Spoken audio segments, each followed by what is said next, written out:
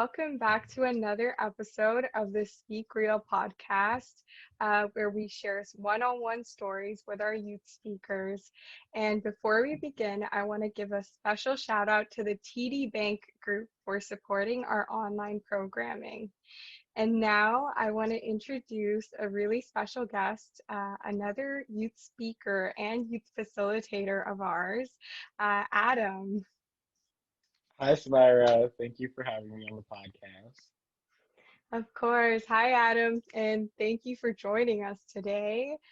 And before we begin and start hearing more of your story, I want to ask you a question, which is what is something interesting that you've learned through quarantine?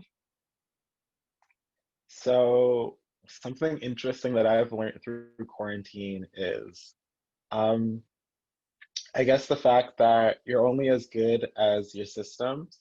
Like being inside all the time has kind of like made me focus more on like the way that I've been living and my own pretty much mental health practices, the way that I kind of take care of myself.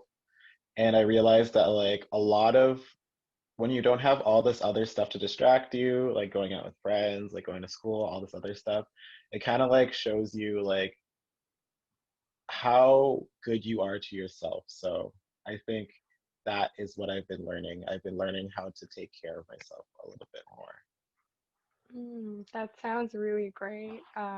Definitely can relate to what you had just said, because you're now that you can't go out anymore, you're so focused on inwards. So it does really show you a lot. And Mm. that's really great to hear. Now I want to go and hear a little more about you and the journey that you've been on. So, what has been one of the biggest roadblocks in your life? Okay, so that's kind of like a tough one. I think for me, before I get into like my whole story, I think the biggest roadblock in my life has been trying to be good to myself, trying to be my own friend and kind of like trying to get my mind on my side because I feel like in the past a lot of the struggles that I faced they weren't exactly external. A lot of them came from like internally, and I think that came from a lot of resistance I had in my mind, a lot of different stops that I put in front of myself.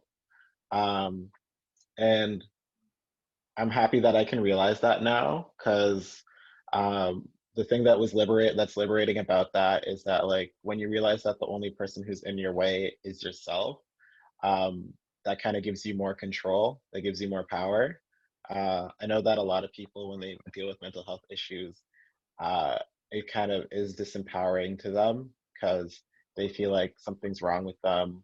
Um, that they're inherently like broken, but I don't know. And I did kind of feel that way at some point, but I think by learning that like if it's based on me, then I have the power to change it. So I think that's been the biggest roadblock in my life, like the resistance I have in in my own head, if that makes any sense. That makes a lot of sense, and it sounds really, really empowering. Just giving your mind that power back, giving yourself that power. And you mentioned a line, getting your mind back on your side, which is so, so powerful. And I want to just dig a little deeper on that. During times where you were facing these challenges, what did it look like for you not to have your mind on your side? Oh man, it looked I think for that, for when I was kind of working against myself, a lot of that looked like a lot of anxiety, a lot of depression, a lot of feeling kind of out of control, doing things that weren't exactly beneficial to myself, like you know, things like substances and like just not taking care of myself. A lot of it was not sleeping enough. That was a big one for me. Um, and it kind of felt like I was in two places, or like I was kind of like walking around in like a ghost of my own body.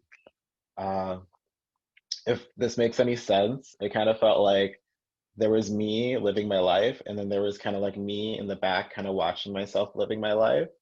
Um, and yeah, it felt like I was almost split in two in a way. It kind of felt like there was like this dissonance then, and I feel like that's where that resistance was happening, where I couldn't do what was right for me. So yeah, that's kind of how it felt like, if that makes any sense.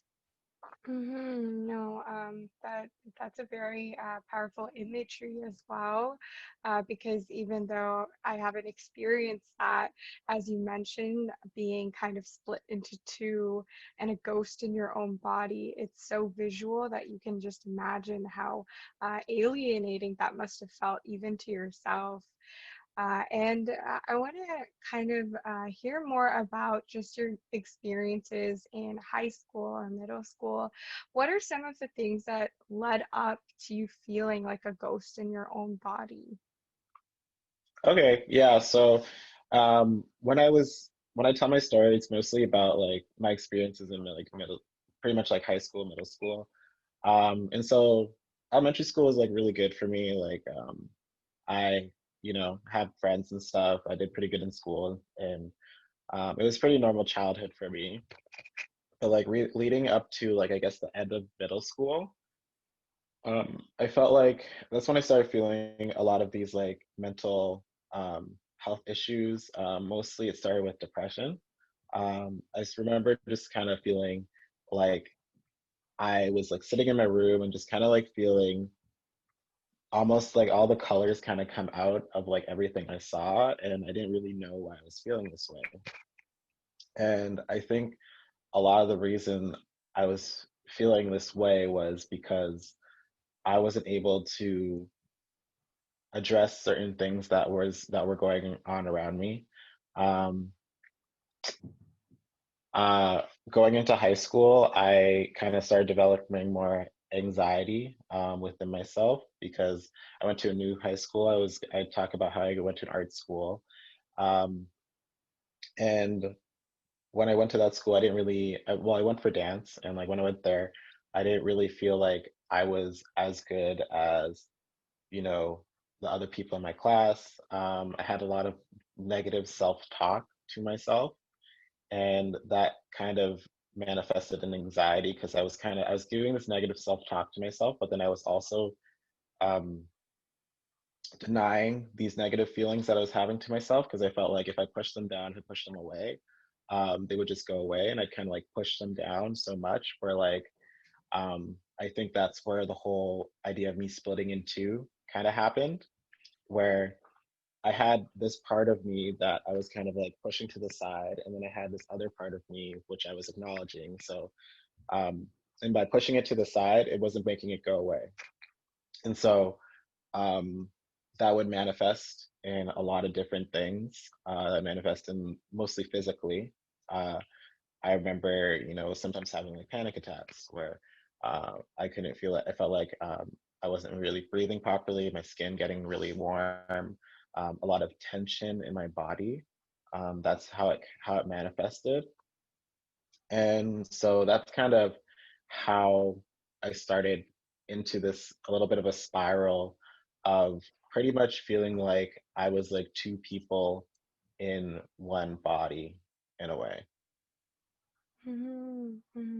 Yeah, you really mentioned a lot in there, and just the process is you're so aware of kind of what happened during that time. And you had mentioned you felt you not feeling like you were competent enough as a dancer when you moved, and that's such a feeling that's relatable in high school because you're constantly comparing yourself to the people around you, and especially when you have such a challenging environment for one of your passions.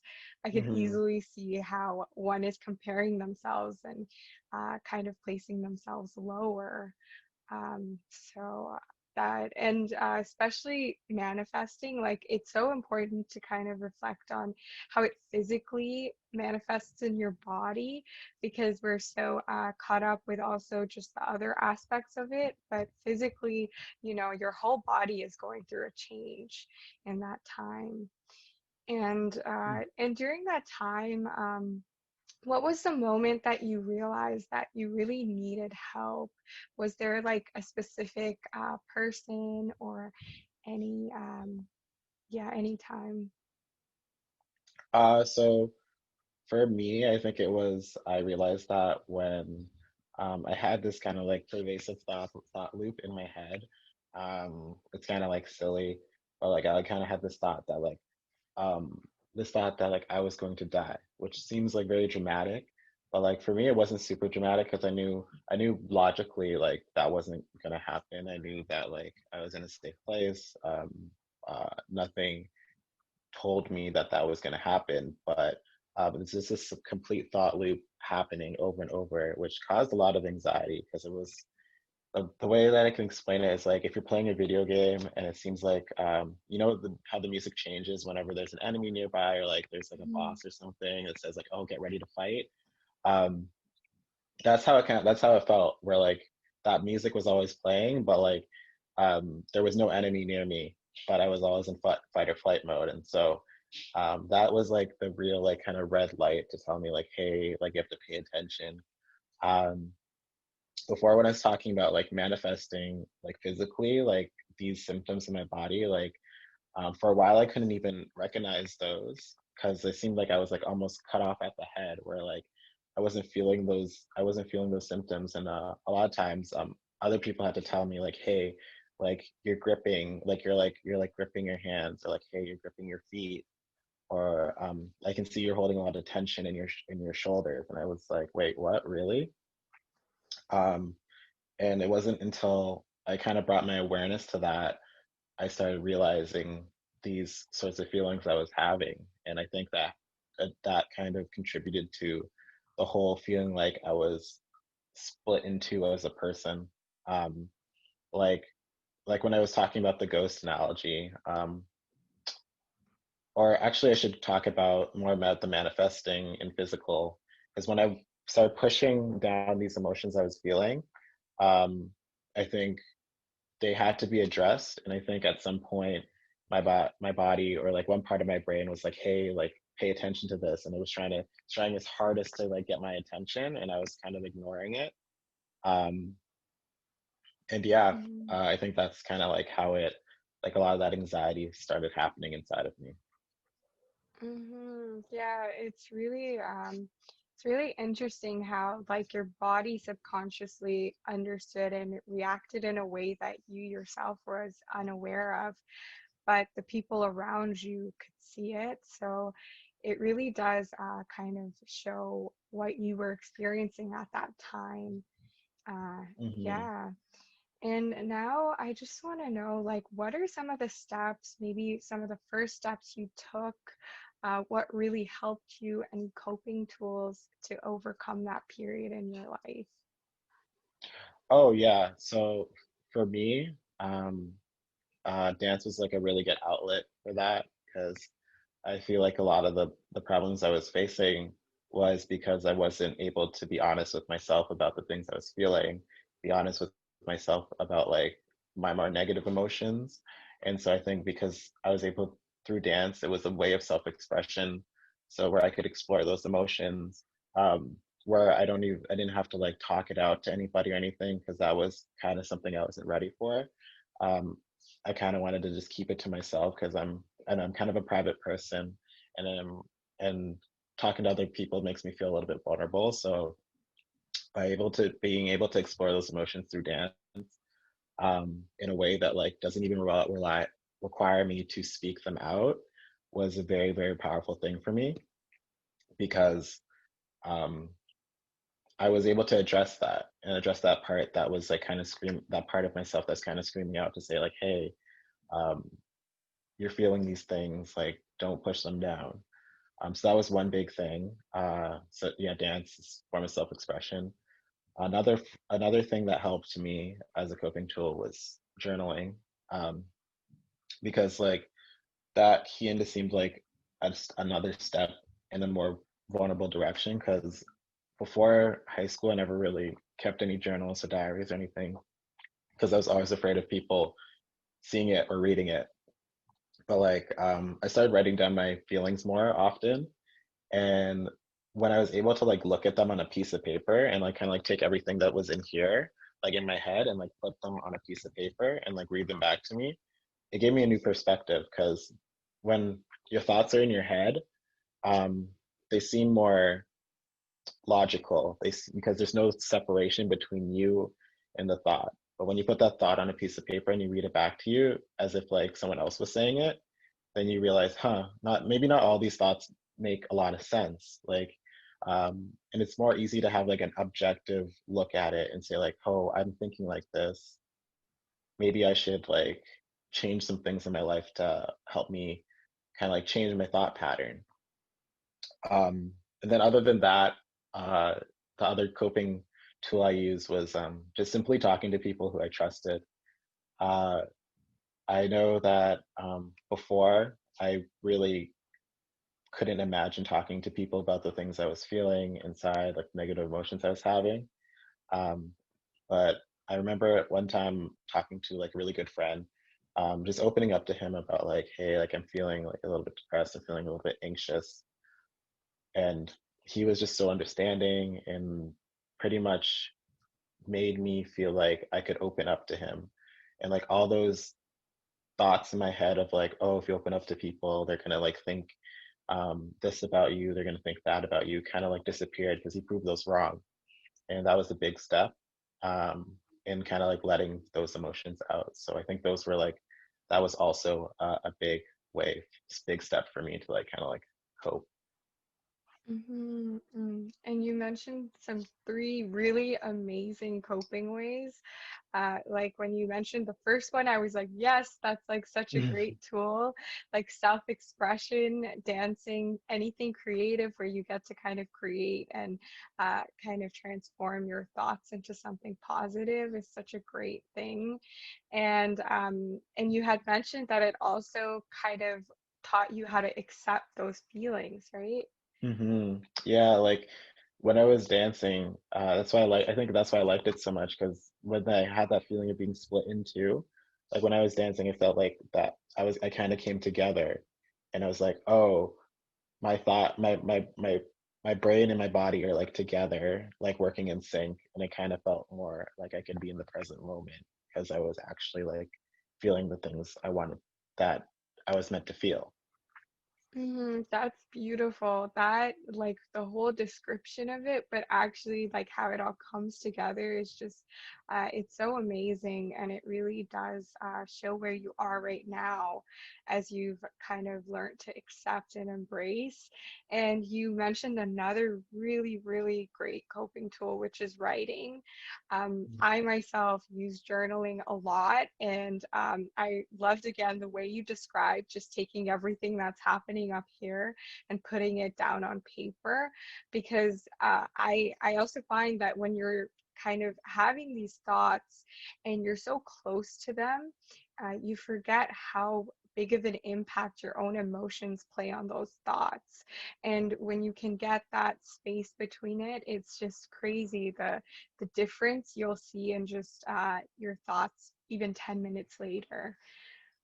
So that's a really another really amazing tool. And lastly, just your the whole way that it all comes together uh, by actually being able to talk to someone, because I know that that can be such a Hmm. difficult step to take, especially for a person that doesn't want to kind of share those feelings. So yeah, Hmm. definitely seeking help. Yeah, it's that I feel like that's the hardest step to take for a lot of people because it's the most vulnerable to kind of open yourself up to to somebody else. But um, when I did, the one thing I realized was like that vulner I used to think that vulnerability was weakness, but like I realize now that like vulnerability is strength, and I wrote that down in my journal. Like vulnerability is strength, just as a little bit of a reminder to myself to always kind of let my guard down sometimes. I love that. And yeah, and thank you so much, Adam, for just sharing your experiences and your story and what you've been through. And I have one more question for you, and it is if you could go back into time and give yourself one piece of advice, what would that be? Oh boy. So if I could go back in time and give myself one piece of advice, I think that would be is this very simple. Just breathe. Um, it kind of sounds, I'm going to explain it a little bit more, because one thing I realized throughout like a lot of my youth, I always felt like I was holding my breath. Um, I kind of, and this kind of like is related to the whole keeping my guard up. Um, but I was doing that in like in an emotional sense and also a literal sense too. Um, one coping tool I didn't mention was that I did was meditation, and that really, and just like sitting down and breathing, that really like helped me let go a lot of the tension I was feeling. Um, so yeah, if I could talk to myself and say I go back in time and talk to myself, I would just tell him to just breathe more and to kind of just like let your guard down, let other people see like the other side of you that you might not want to show them. That's awesome. It's a very simple piece of advice, but it's so difficult to do at times, Hmm. and you don't even realize. But it's very helpful. Just breathing. So thank you once again, Adam, for joining us today, and thank you all for tuning in to another episode of the Speak Real podcast. We have a new episode every Thursday. And if you want to help support our online programming and youth by youth initiatives, you can donate at youthspeak.ca. And I want to give one last shout out to the TD Bank Group for supporting our online programming during these times. We'll see you next time. Bye. See you.